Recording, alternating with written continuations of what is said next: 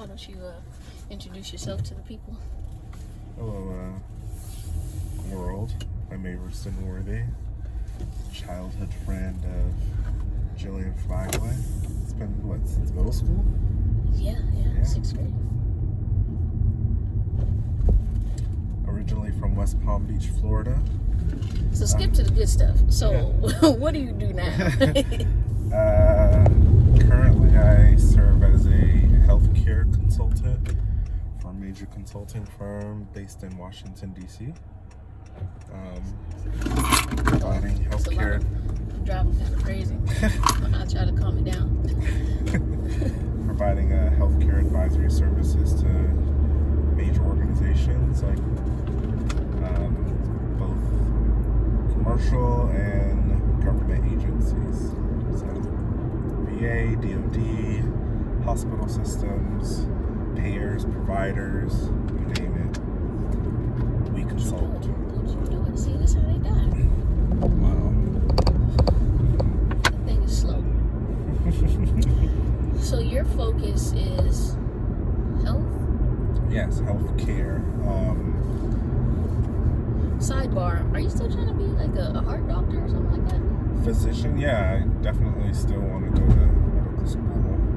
Currently studying for the GRE so that I can get into a post-baccalaureate program where I take the prerequisites, so medical school coursework or pre-med coursework, so that I can apply all the requirements. Gotcha. Well, I know you'll do well in that. But yeah, from what I've known, like you said, your focus is healthcare. Is it just the physical health of the body that you're focused on, or do you look at totality, like mental health or whatever?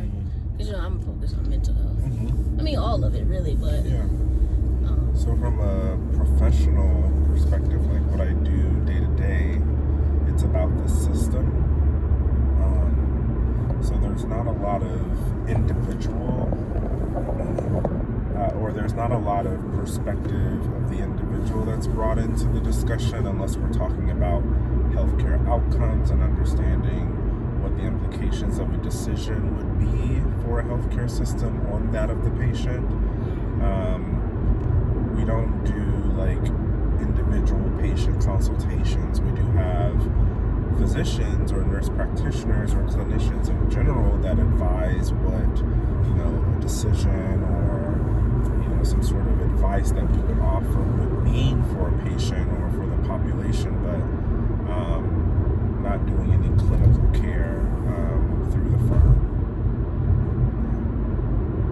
okay. But the types of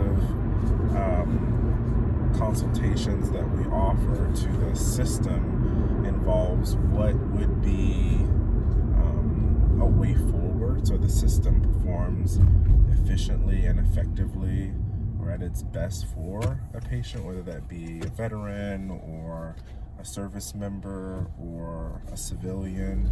So basically, you're a professional black man in America. Yeah, I guess, yeah. Yeah, okay. Sounds like a effective description. And would I be correct in saying that you work in corporate America? Yes, that is correct. Okay, and you've been in corporate America for how long? Ooh, man, I haven't timed it in a minute. Since 2016, so 4 years. Is that when you started at, can I say the name? Well, excuse me. Yeah, So, I mean, you can. I mean, I'm not opposed to discussion of, but it's probably best not to. Well, anyway, it was, can I say top 5, or what is it, big 4? Yeah, you can say, yeah. So, but anyway, you started there, the first company, in 2016? Correct. It was right out of grad school. I started August of 2016. So how has that journey been, socially speaking, with your peers in corporate America? I think it was a shift, right? And when I say that, I mean it requires,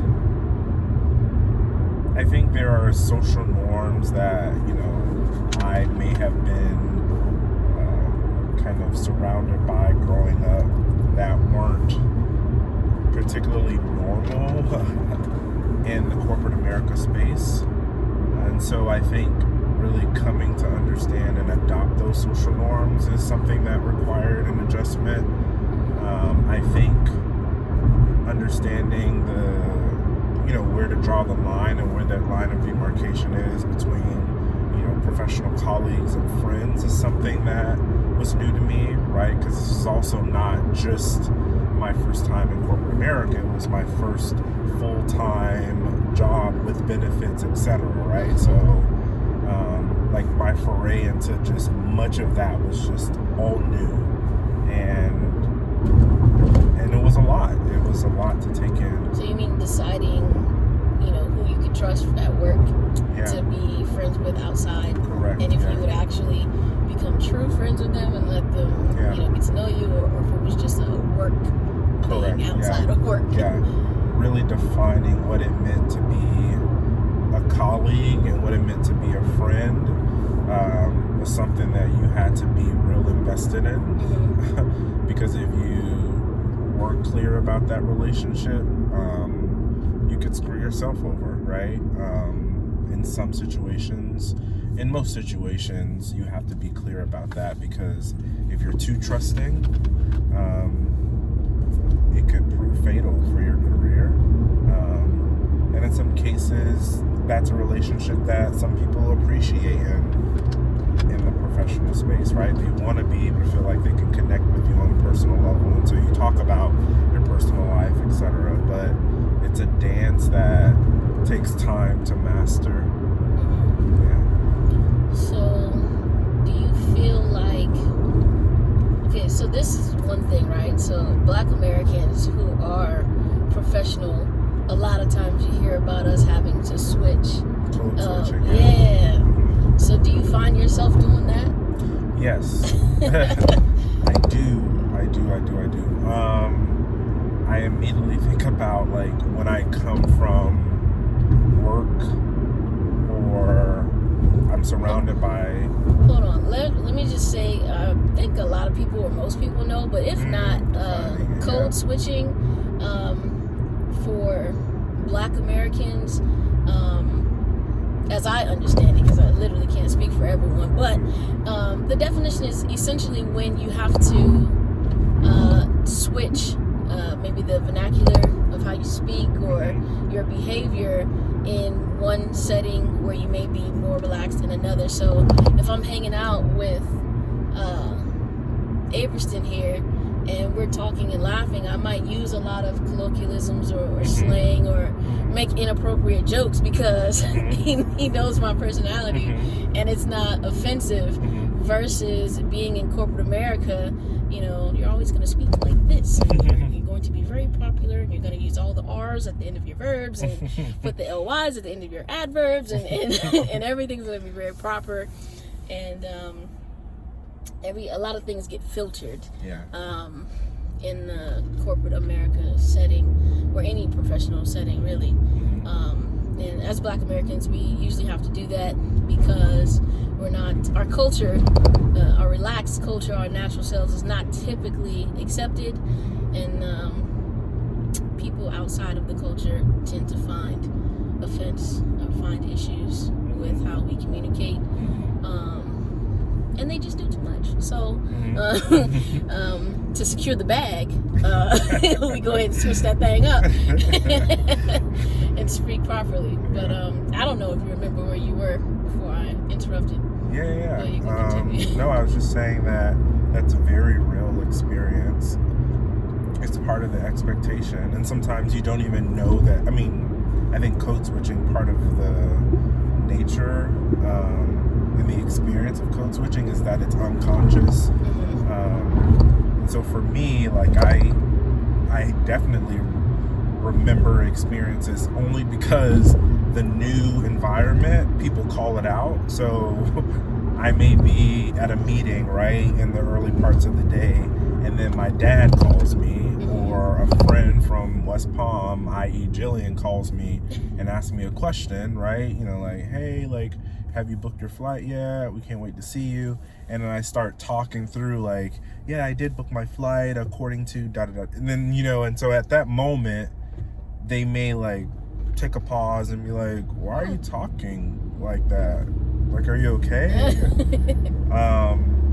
And so it's often in those moments that it's most apparent that I am code switching without knowing it. And obviously, like in the moment, we kind of play it off, we laugh about it, but it's a very real experience for, I think, people of color in general. I don't think it's a singular experience. It's something we all know that we do. Sometimes we don't realize it, but we've definitely most of us have been called out on it, Yeah, at some point it becomes second nature, because you have to. And sometimes it happens inversely, right? Where you get in your new / professional environment and you're talking and you may use a colloquial expression or whatever, a term of endearment at home, and they look at you like, I'm sorry, what did you just say? Or what does that mean? Which forces you again, it becomes conscious. It's like, you don't went to the big school now, white people school now. Correct. So it's just it's overall an interesting experience. Yeah. So overall, where would you rate your personal mental health with everything that you have to deal with in life, internally and externally, and all the roles that you fill as a professional, a friend, father, but not a father, but dang, I didn't know that. brother, friend, professional, as your own person, not having to deal with anyone else. On a scale of 1 to 10 being like a hippie zen somewhere in the rainforest, Gotcha. yogaing and meditationing and total homeostasis. Right. Versus 0, which is I need some being in a psychiatric I ward. need to be some serious intervention. No offense to anyone who is in a psychiatric ward. Yeah. See, that's it. See, you get it. Learning. Yeah. Right. I think this conversation, right, is about acknowledging our biases and both the unconscious and conscious ones. So for me, if I had to rate my mental health on a 0 to 10 scale, 1 to 10, 0 to 10, you said? 0 to 10. 0 to 10. Maybe I said 1 to 10. I would say I'm at a 6, 7, and I don't say 10 because I don't think I'm perfect. I do have a brother that has a serious mental health illness, and so I'm aware of what being incapacitated in that regard means, and I think I am managing okay, but I think everyone, when you have the opportunity, should take advantage of counseling or activities that bring you peace, Right. So I think I'm at a 6, 7, 6, 7. So how do you maintain that level and keep yourself from falling even lower on the scale? Is it cold? Just a little chilly. A little chilly. I think this is supposed to be up, but it's might be a little loose.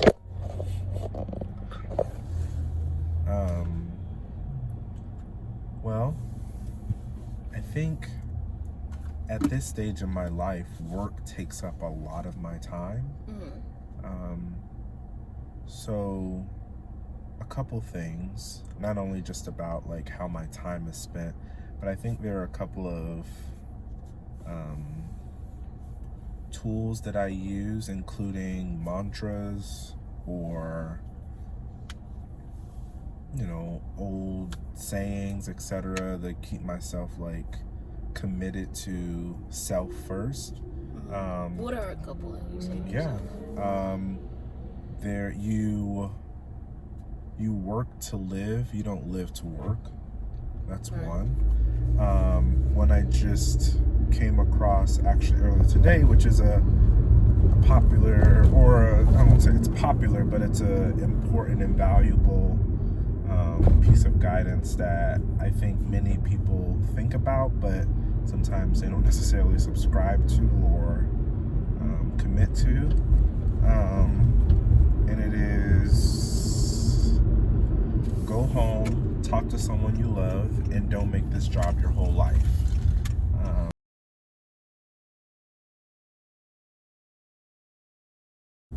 You said that you say mantras to yourself. I guess it's kind of like affirmations, right? Yeah, like sayings or popular words to live by, if you will. Yeah, and one of them that you said was you work to live, not live to work. And my response to that is that one day I heard someone say, that you shouldn't essentially work yourself to death at a job, because if you drop dead at your job, they'll replace you the next day. That's correct. Because people are always applying for jobs. And when I heard that and it really sank in, I was like, I'm not about to bust my ass for nobody's job. Somebody else's business. Yeah. Ever since then, I just couldn't find it in myself to grind that hard for, like you said, somebody else's business. I feel like if I'm anywhere where anybody can fire me and take away this stream of income, I'm not gonna, give my all to it. Correct.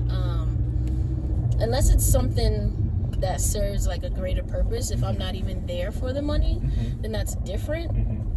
But yeah, man, I can't. I'm not gonna. Because if that statement put it in perspective for me, how invaluable that actually means priceless, but it's funny, the reverse of these words, like invaluable means that it doesn't have value, but that means that you can't put a value on it, which means that it's worth lots of value. Correct, yeah. But anyway, same thing with priceless. Yeah. Priceless means, whatever. Yeah. But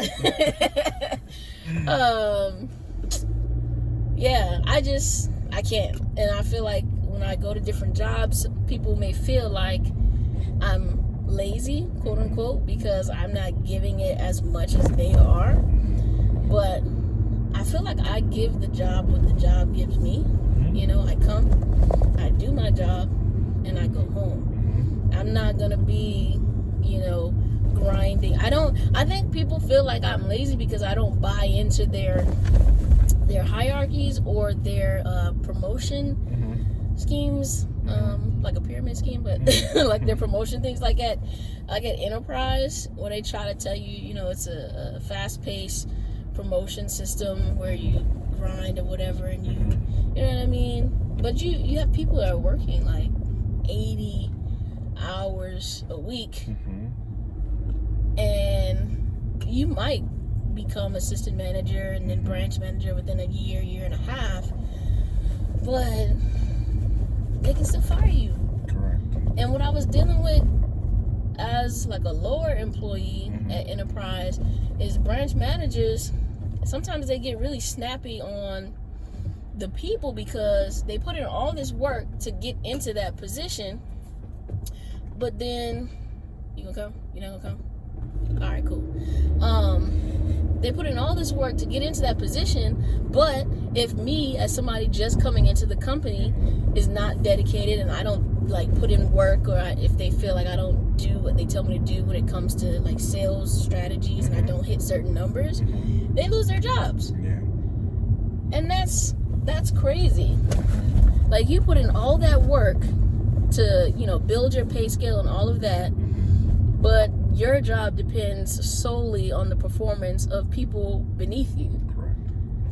And if they don't perform, you lose your job. I think if you go 3 months in a row without hitting your numbers, they just let you go or something like that. I'm not sure. But it's I'm supposed to spend 80 hours a week away from my family and my livelihood depends solely on somebody else. That's crazy to me. So I was so I never even tried to get promoted because I just can't do it. And to be honest, nobody can get to the top of the top at Enterprise because it's a family-run company. Yeah. I think they have their first CEO now who's not a family member that they hired. But she doesn't own it. She's just running it. Correct. Or he, I can't remember if it's I think it's a woman, I'm not sure.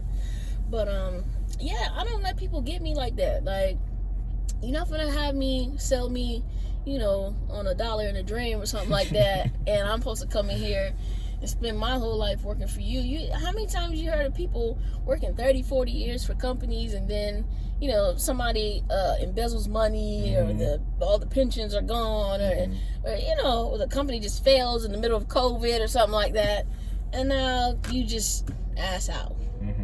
No, I'm not gonna do it. I don't care how nobody feel about it. Yeah. Sir, don't you do it.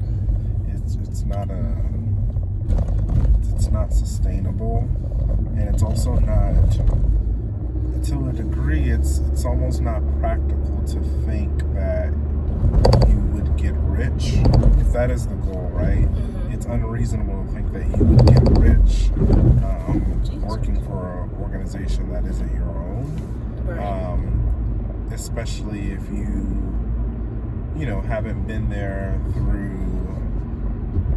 I think that definitely it requires a perspective that not many people are willing to take on, which is, to an nth degree, I mean, at some point in your life, the job did come first, right? Like, when we're younger, we have a lot of time on our hands.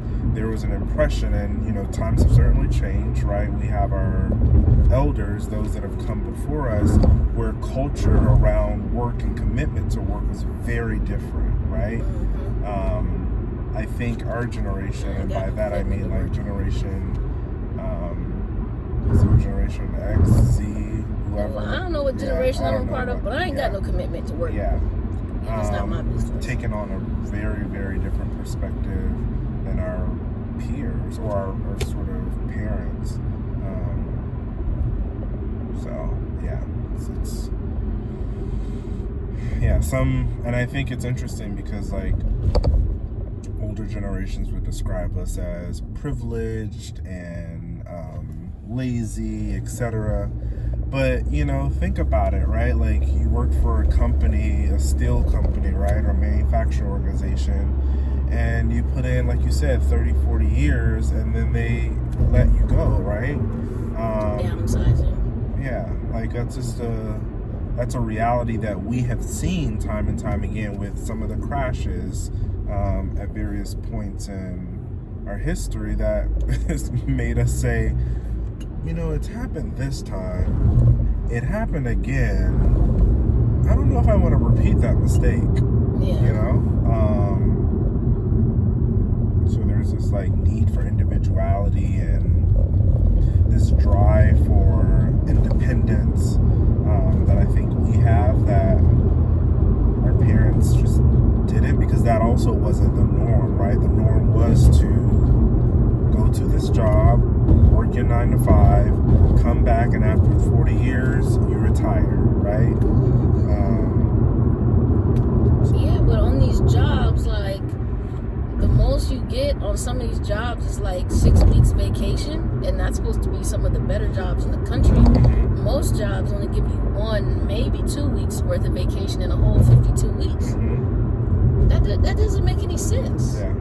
That makes no sense. We don't have like a system like they do in some of the countries in Europe, where the entire city or the entire country shuts down from like 12 to 2 because everyone goes home to spend lunch with their families and their wives and stuff like that. And I feel like that's why other cultures are more relaxed. Us here, they'll have you working from 4 or 5 a.m. to midnight. Yeah. And you get, what, 2-3 hours of sleep and have to get up and do it again the next day. And they'll have you do that for 40 years. And you're salaried, and so you think, oh, I make $50,000, $60,000 a year, I'm banking. But if you're working 14-hour days, first of all, it's taxed. Yeah. That's the first thing. And then also that spread over the amount of time that you're split, right? Like that you're committing. like you're working a minimum wage job, you know. I feel like I should be able to opt out of paying into Social Security because I don't know if it's going to be around by the time I'm eligible for it, right? And then number two, they don't even give you as much as you were making when you were working, so I don't really see the benefit of it. If I'm struggling to live as a young person off of what I'm doing now, what makes you think when I'm older and what? There's just no ground in that spot? Absolutely not. What? I'm like, man, this is the hood that we're driving through. Gotcha. Like, oh my God. Jesus Christ. Take every road. It's always super evident, right, when you cross those barriers, because things change. You know, the streets aren't well taken care of or polished. Speaking of that, right? How they treat us in this country. How do you feel in general as a black man in America? How do you feel on a day-to-day? Like, you get nervous when police are around. You get nervous when Karens are around. You get nervous. Do you ever get nervous just existing in America? Yeah, there are definitely. I think oftentimes people sometimes gather the impression that I seem chill and relaxed. But that in no way, shape, or form like captures like what it takes to get to that point, right? Like you do all of these things to create an environment where you're chill or relaxed, which is stressful in itself, right? Yeah. So if you are, let's say you're planning to go for a drive, right? My white male counterparts may feel comfortable hopping in their car, forgetting their wallet, and because they're just going a mile up the street to grab some ginger ale from the Walgreens, right? Right. Me, I am incessant about my checks that I have this, or that when I leave the house, period. Like I never leave my house or place of habitation, whether it be an Airbnb or whatever, without having like certain things, keys, like ID, like of who I am, right? So I can prove who I am, and money or some sort of access to money. I never do that because I am nervous about what may happen or what may come about if I were to leave my house. And if I can't explain who I am or attest that I am who I say I am, I fear that the worst may happen, right? But a person that may see me prepared, they may think, oh, you're just so organized and prepared. It's like, no, it's a little more than that, right? Like, there's some anxiety, right, that comes with all of that. Why do I have to survive to go to a Walgreens? Yeah. You know what I mean? Why do I have to plan excessively to grab a ginger ale at this corner store, you know? But that's a necessity for someone with my identities. So. Yeah. I get nervous too, just driving, because I'm not the slowest driver, right? And I'm trying to be conscious of, obeying the laws as I drive, because I don't want to draw attention of police officers to me. I have been pulled over several times, and so far I've never had a negative experience with an officer who's pulled me over. I've had other negative experiences, but I worry as a black woman because I feel like they care about black women even less than black men. And as you saw with Breonna Taylor, if something happens to me, the worst, like you said, if I die, if I get murdered, even if it is on film or, whatever, no one's going to come ride for me. Like, Sean King might post about me on his Instagram page. There might be lawyers who are activists who might post about it. People, I don't want to be a hashtag, but that'll happen. And then after that, it'll just be over. And I'll still be dead. The officers more than likely won't be charged at all, and if they are charged, then they'll get off. They won't be, sentenced or anything like that. If they are sentenced, it might be a couple months. Yeah. You know what I mean? And what gets me about these officers, even when they get in trouble per se, they get fired. But you could go to another police station and get a job as a police officer. And I just feel like, first of all, I feel like there does need to be police reform. Yeah. I feel like because of the nature of their job, I feel like way more should go into it. I think that they should be required to have bachelor's degrees. And if you, I don't know, that's kind of maybe too much, but I feel like if they don't require bachelor's degrees, it should be like the real estate license, right? They should be licensed, number one. They should be held accountable by a board. Like with my real estate license, I have to answer to the Department of Business and Professional Regulation, right? So do nurses and you know what I mean? Like everyone who's licensed in something has a board to answer to. There's rules, regulations, guidelines, different committees for different things. And I feel like they should have those, no lights, all right. Everybody's lights are just taking a vacation. They should answer to those boards. You should be licensed. You should have to pass an exam on the laws. A lot of police officers don't know the laws. Because when they get called out by white people who have the privilege of speaking in those interactions, they usually back down and leave them alone. Because they don't know the law. And I feel like the license should be able to be revoked if there's certain violations. You know what I mean? Like every other profession that deals with the public, particularly professions that have an influence on life and death, like the medical field, you have these things in place. Police officers have the right to take life, to kill people, and they don't have anybody to answer to. Correct. That makes no sense. You can be a police officer at 18 and not be able to buy alcohol for 3 more years. Like what? So if you get this scared kid, who's been sheltered all his life and now he wants to be a hero and become a cop, but he's never seen or dealt with black people, and now he's interacting with somebody. All he knows is stuff on TV. They make us look horrible.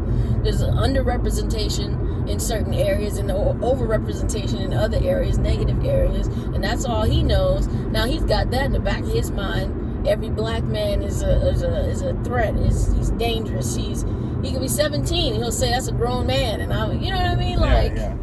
Stuff like that's what they said about Tamir Rice. Well, he was playing with the little gun. The boy is 12, and they said he looked like, an adult or something like that? Certainly treated him like one. Yeah. And I just, you're not going to tell. I really hope this police officer is going the same way as me. I mean, there is a police station over here that a lot of them do go to. I'm going to stay in this lane right here. Drive really slowly. Okay, there we go. He's over there. But anyway. Plantation? No, that's where a lot of them. But anyway, they definitely should have to answer. And I mean, me as a real estate professional, if I lie knowingly or unknowingly, I can be sued, I can pay fines of thousands of dollars, and I can spend years in prison. Even if I didn't know, even if it was a mistake and they felt like I should have known. And that's just dealing with people's money. Yeah. Now you got a police officer dealing with somebody's life. You can take a life and you don't have to spend no time in prison. Like, what?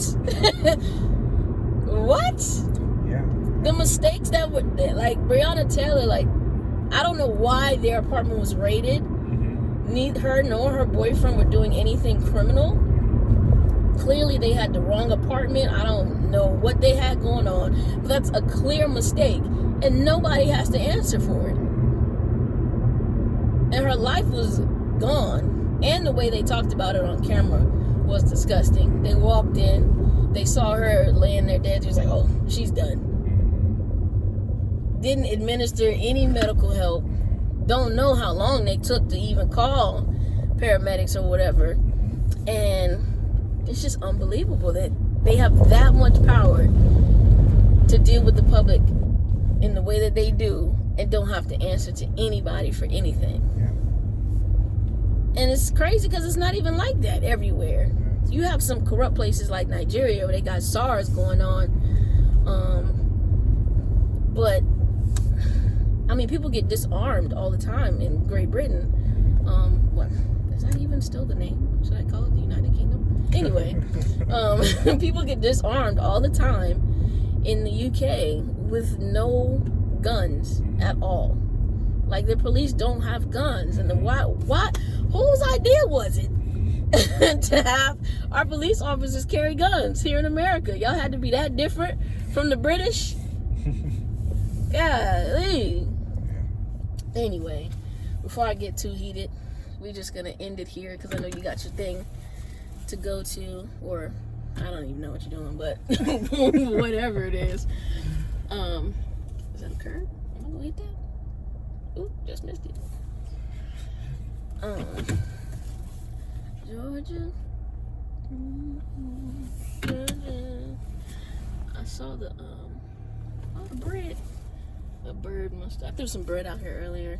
A bird or something must have. For the little geesies. Yeah, something like that. Thank you for this conversation. I appreciate you.